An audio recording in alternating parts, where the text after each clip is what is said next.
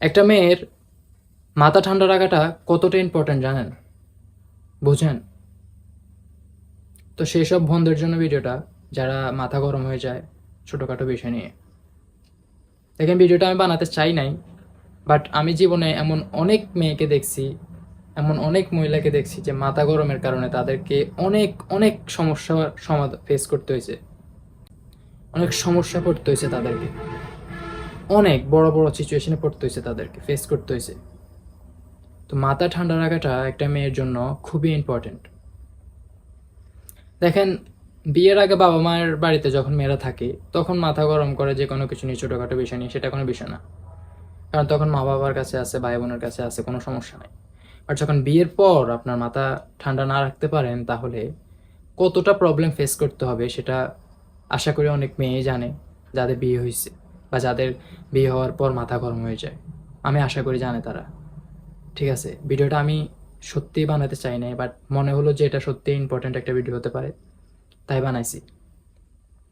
দেখেন, বিয়ের পর একটা মেয়েকে মাথা ঠান্ডা রাখাটা খুবই দরকার, খুবই একটা জরুরি জিনিস। অনেক মেয়ে আছে বিয়ের পর মাথা গরম করে ফেলে, স্বামী কিছু বললে হুটহাট উল্টা জবাব দিয়ে দেয়। হ্যাঁ, এতে কি হয় জানেন?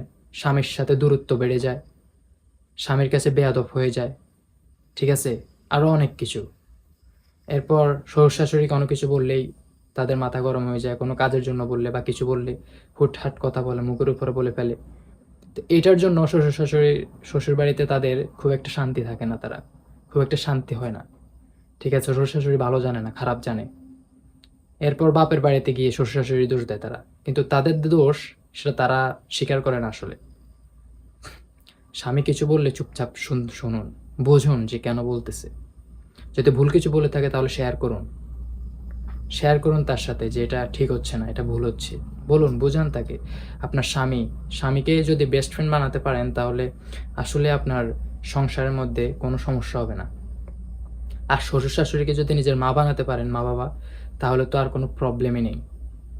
ঠিক আছে, তো স্বামীর কোনো কথা অর্ডার হিসেবে নেবেন না, এটা ভাববেন না যে আপনাকে সে অর্ডার দিতেছে, এরকমটা কখনোই ভাববেন না। যদি এরকমটা ভাবেন তাহলে আপনাকে অনেক প্রবলেম পড়তে হবে। আর শ্বশুর শাশুড়ির কোনো কথাও অর্ডার ভাববেন না, ভাববেন যে আপনার মা বাবা আপনাকে বলতেছে। ঠিক আছে, এরপর অনেকের ননদ আছে, জাল আছে, তারা আসলে তাদের কিছু কথা সহ্য করতে পারে না। ঠিক আছে মেয়েরা, তো এই জিনিসগুলো সহ্য করতে হবে আপনাদেরকে, সবার সাথে মিলেমিশে থাকতে হবে, মাথা ঠান্ডা রাখতে হবে। শ্বশুরবাড়িতে গেলে আমি গ্যারান্টি দিয়ে বলবো, যদি একটা মেয়ের বিয়ের পর সে শ্বশুরবাড়িতে যাওয়ার পর সে যদি সবার সাথে ভালোবেসে থাকতে পারে, তাহলে তার শ্বশুরবাড়িতে তার লাইফে আর কোনো সমস্যা থাকবে না।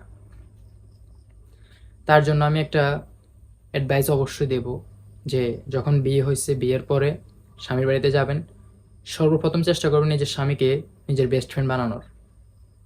নিজের স্বামীকে নিজের বেস্ট ফ্রেন্ড বানান, নিজের শ্বশুর শাশুড়িকে মা বাবা বানান, নিজের মা বাবার মতনই ভাবেন।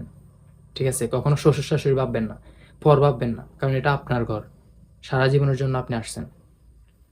এরপর আপনার স্বামীর বোনদেরকে নিজের বোন ভাবুন, তার ভাইকে নিজের ভাই ভাবুন। ঠিক আছে, কেউ যেন আপনাকে একটা খারাপ কথা না বলতে পারে।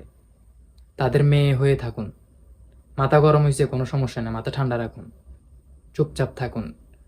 বিয়ের পর 1 বছর যদি আপনি তাদের কাছে সাথে ভালো হয়ে চলতে পারেন, ট্রাস্ট মি, আপনি কোনো সমস্যায় আর পড়বেন না।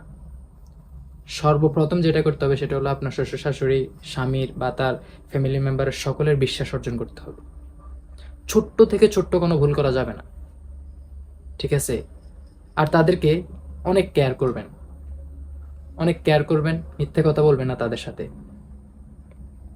সাথে কখনো মিথ্যে কথা বলবেন না, তাদের অনেক কেয়ার করবেন, নিজে মাথা ঠান্ডা রাখবেন। ঠিক আছে, ধৈর্য ধরবেন সবসময়, ইনশাল্লাহ একটা ভালো লাইফ পাবেন আপনি। এমন হাজারো মেয়ে আছে নিজের জেদ কন্ট্রোলে না রাখার কারণে অনেক সময় অনেকে ডিভোর্স হয়ে গেছে, অনেকের শ্বশুর বাড়িতে শান্তি নেই, স্বামীর সাথেও শান্তি নেই। ঠিক আছে, স্বামী একখানে, স্ত্রী আরেকখানে। অনেক মেয়ে আছে স্বামীর বাড়ি ছেড়ে আসছে, বাপের বাড়িতে আর থাকে। হ্যাঁ, অনেক মেয়ে শ্বশুর শাশুড়ির সাথে বিভিন্ন ঝগড়া। তো এগুলো আসলে মেয়েদের কারণেই হয়, আমি এটা বলতেছি না যে সব সমস্যা মেয়েদের কারণে হয়। আমি জানি অনেক শ্বশুর-শাশুড়ি আছে, তারা বোঝে না, একটু অন্য টাইপের। ঠিক আছে? আপনার কেমন বলেন? একটু অন্যরকম। চিন্তাভাবনা অন্যরকম তাদের, তারা একটু খারাপ টাইপের। আমি জানি অনেক শ্বশুর-শাশুড়ি আছে। কিন্তু মানুষ যত খারাপই হোক না কেন, তাকে ভালোবাসা দিয়ে জয় করা সম্ভব। তাকে ভালোবাসা দিয়ে জয় করা সম্ভব, আর আপনাকে শিখতে হবে যে কার সাথে কিভাবে চলতে হবে। তাহলে আপনার লাইফের অর্ধেক সমস্যা কমে যাবে। এই জিনিসটা সবসময় মাথায় রাখবেন। আরেকটা কথা বলি, একটা মানুষের যখন বিশ্বাস অর্জন করি আমরা, তখন সেই মানুষটা আমাদের প্রতি ভালোবাসা অনেক বেড়ে যায়। তো সর্বপ্রথম বিশ্বাস অর্জন করতে হবে সবার। তো আমি সেজন্য আবারও বলতেছি আমার সকল বোনকে, বিয়ের পর মাথা ঠান্ডা রাখবেন, সকলের সাথে মিলেমিশে চলার চেষ্টা করবেন, ভালোবেসে মন জয় করার চেষ্টা করবেন সকলের। ধৈর্য ধরবেন, ধৈর্য থাকতে হবে, ধৈর্য ধরবেন। ছোটোখাটো কোনো বিষয় নিয়ে তর্ক করবেন না, তর্ক বিতর্কে যাবেন না। পর্দাশীলভাবে থাকবেন, ধৈর্য ধরবেন, আল্লাহর উপর বিশ্বাস রাখবেন। ইনশাল্লাহ সমাধানের মালিক আল্লাহ, সব কিছু ঠিক হয়ে যাবে। ভালো থাকবেন। পুরো ভিডিওটা দেখার জন্য ধন্যবাদ। আর লাইক করবেন, শেয়ার করবেন। Thanks for watching. আল্লাহ হাফেজ।